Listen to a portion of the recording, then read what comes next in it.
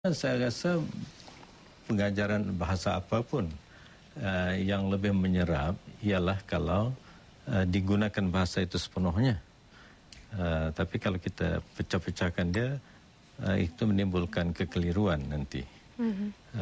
Barangkali kita menganggap bahawa bahasa Inggeris di kalangan murid sekolah itu lemah kerana tidak belajar sains dan teknologi dalam bahasa Inggeris.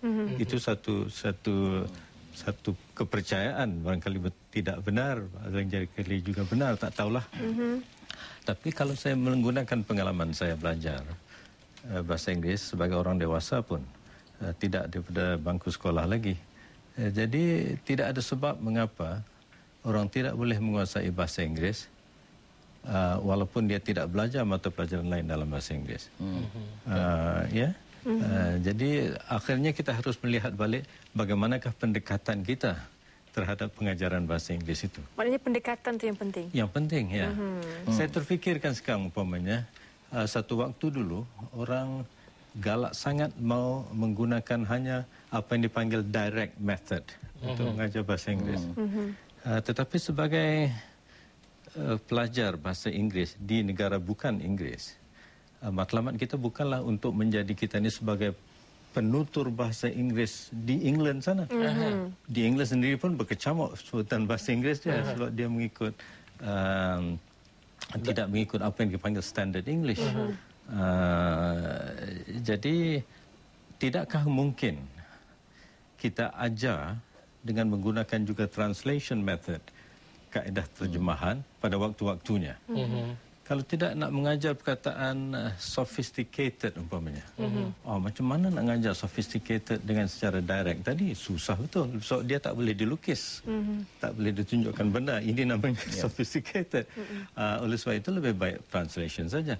Malah kalau itu dilakukan, saya berfikir kemungkinan mengembalikan pelajaran terjemahan dalam masa mengajar bahasa kebangsaan, bahasa kita, bahasa Malaysia, adakan satu unsur anasir terjemahan. Jadi dalam peperiksaan umpamanya akan ada satu bahagian, kalau dia mata pelajaran bahasa Melayu, akan ada satu petikan dalam bahasa Inggeris diterjemahkan ke bahasa Melayu. Dan ini dikomplementkan pula dengan bila kita mengajar bahasa Inggeris dan mengadakan peperiksaan bahasa Inggeris, diadakan pula satu petikan dalam bahasa Melayu diterjemahkan ke bahasa Inggeris. Dan Sri, kita ada seorang pemanggil kita yang ketiga saya kira hari ini. Hello. Ya. Okey, saya ada pendapat yang pengalaman lah sebenarnya. Sazliana namanya? Ya, saya. Ya. Silakan. Pengalaman yang saya nak kongsi. Sebab boleh. Saya dulu pernah belajar di luar negara. Jadi saya rasa para pelajar dekat sana, diorang tak nak mengambil peluang belajar bahasa Inggeris dengan benar.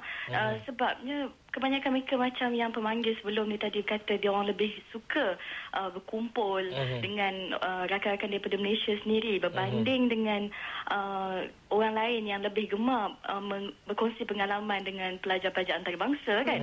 Macam saya sendiri, saya lebih suka berkawan dengan bangsa Amerika kerana pada saya dengan cara itu saya boleh belajar bahasa mereka dengan mendengar cara pertuturan, belajar perkataan-perkataan baru dan juga berkongsi pengalaman. Tapi terdapat sebilangan pelajar kita yang hanya lebih gemar dalam kelas pun dia berbincang dengan kawan kat sebelah tu pun dalam bahasa Melayu. Jadi dia pun suka enroll dalam classes pun dia nak pilih classes yang ramai budak Melayu. Tapi adakah kerana dia kurang bercakap bahasa Inggeris, dia gagal dalam mencapai matlamat dia untuk mendapatkan ijazah dia ataupun master degree dia? Macam mana? Saya rasa itu tidak penting dalam tujuan dia mencapai ijazah kerana sebenarnya setengah orang mungkin dia tak boleh berkomunikasi dengan baik, tetapi pemahamannya dalam pembacaan adalah bagus. Cuma kita sekarang ni berbincang tentang masalah komunikasi dalam bahasa Inggeris.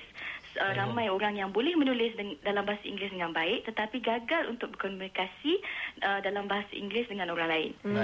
Dan saya ada satu pendapat lagi lah tentang sistem pendidikan bahasa Inggeris di sekolah rendah.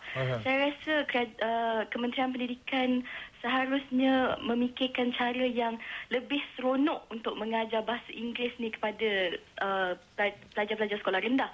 Kerana bila mereka fikirkan bahasa Inggeris ni sesuatu yang susah untuk dipelajari, mereka mungkin hilang minat dan dari situ mungkin timbul masalah untuk mereka memahami bahasa Inggeris dengan lebih terima baik. kasih. Terima kasih Syazliana. Dan mungkin Tuan Haji boleh komen pasal tu untuk respon sikit.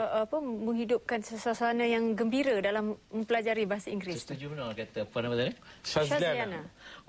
Kita orang buat satu kajian dulu menengokkan bila guru masa period bahasa Inggeris nak dimulakan lebih kurang setengah jam sebelum itu kami duduk luar kelas tengok.